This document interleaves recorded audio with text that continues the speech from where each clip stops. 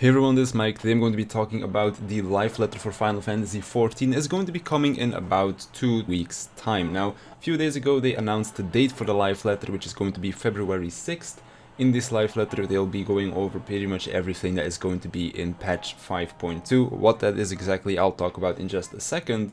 But what is even more important, especially for the raiders around here and stuff like that, is that the patch will be dropping on the 18th. Now, this isn't of course set in stone, but since we know that the patch was going to be dropping mid-February and that a live letter normally is never held closer than 2 weeks before a patch, about 2 weeks after the live letter goes live would be the 18th on a Tuesday. So that's most likely going to be patch day, because later then it wouldn't really be mid-February anymore.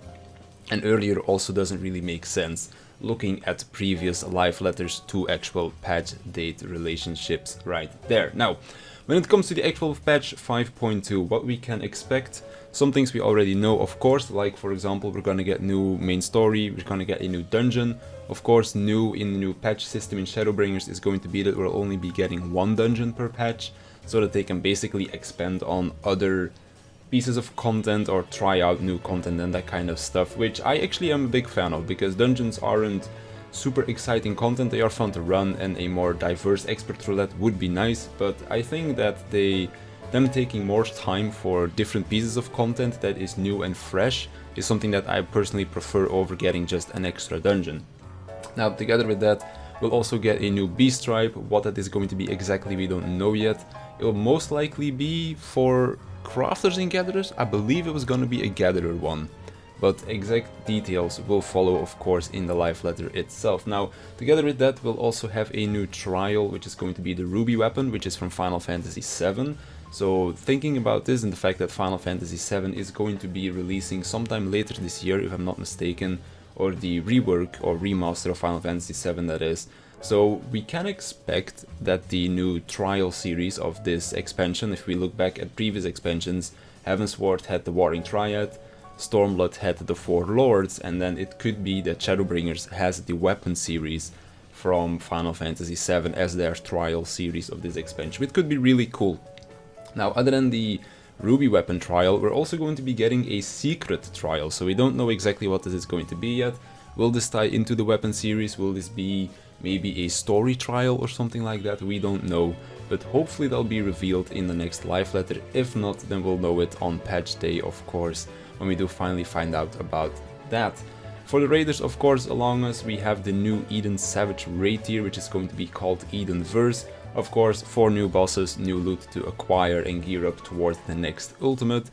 And then for the people that are maybe a little bit more casual, we also have a new relic weapon for Shadowbringers. They just said upgradable gear, so we're not quite sure if this is going to be only a weapon, but maybe also armor, like they did in Eureka. The Eureka armor looked really cool, and I think it was best installed by the end of the expansion as well for some jobs, but I didn't really chase it too much back then. But it could be really cool if we get some upgradable armor again as well, because it did look amazing, and I'm always up for getting some extra glamour. Of course, there's also going to be job balance changes. They didn't really say too much about which jobs were going to be touched a lot. We do know that Red Mage is getting some buffs, but outside of that we don't know what they're going to be doing just yet with the other jobs. Of course, when it comes to job balance, we don't really know the exact details until the patch, like the patch notes drop.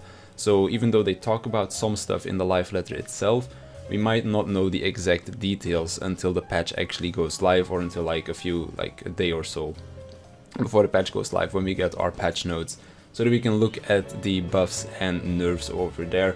Overall, I think current job balance is really good. Red Mage is kind of the outlier there, where the other two casters are really strong and Red Mage is kind of lacking in damage. But outside of that, I think everything is in a pretty decent spot. Maybe above the damage of the ranged physical jobs, because they seem to be kind of lacking at the moment. But other than that, I think job balance is in a pretty decent spot. I would still like to see Astro get another means to get mana back, like for example I proposed with the playing a card to get mana. But outside of that, I think job balance is pretty decent. So Red Mage buff, we know that that's going to be happening. And then maybe, hopefully, I would like to see a slight damage increase when it comes to the ranged physicals as well. And then last but not least, we'll also get a crafting and gathering update, which will also come together with the Ishgard restoration update. as we've been working on the Ishgard restoration, it looks clearly to me that this is going to be the next housing area. Probably by the time that we finish the Ishgard restoration will be when this expansion ends, and then going into the next expansion I would not be surprised to see Ishgard as the next residential area. So what those changes are going to be, I have no idea. They already did a very big gathering and crafting overhaul in patch 5.1, which I was a very happy person with, because I'm somebody that does like to craft and gather from time to time, especially because I like to be self-sufficient. So when it comes to like crafting raid gear and raid food pots, that kind of stuff, I always do that myself. So the crafting update already changed a lot of stuff to like a positive note, which I really liked a lot. I don't have anything negative to say really, and I'm kind of curious to see how they're going to change that even more in the upcoming patch as well, together with the changes to dye them and that kind of stuff. And then of course the new fishing, because we're going to be able to like get on a boat and start fishing, which looks pretty cool as well. I'm not really big into fishing, but I know some people who are, and I actually do kind of want to try it out myself, because of course it is new content and I do want to experience all the content that this game has to offer. But that's pretty much going to be it for me. These are kind of the things that we can expect and that we already know that are going to be in patch 5.1 when or patch 5.2 when the live letter does go live. I'll make sure to make a follow-up video talking about everything that they talked about in that live letter. So if you've seen this video, then that one might be a little bit of a repeat, but also talk about all of the new stuff that we get to know during that live letter itself, because the live letter will probably be like 2-3 hours, and then you can maybe just watch a 10-minute video to know everything that you need to know. So that's gonna be it for me. I hope you enjoyed it, and I'll see you in the next one.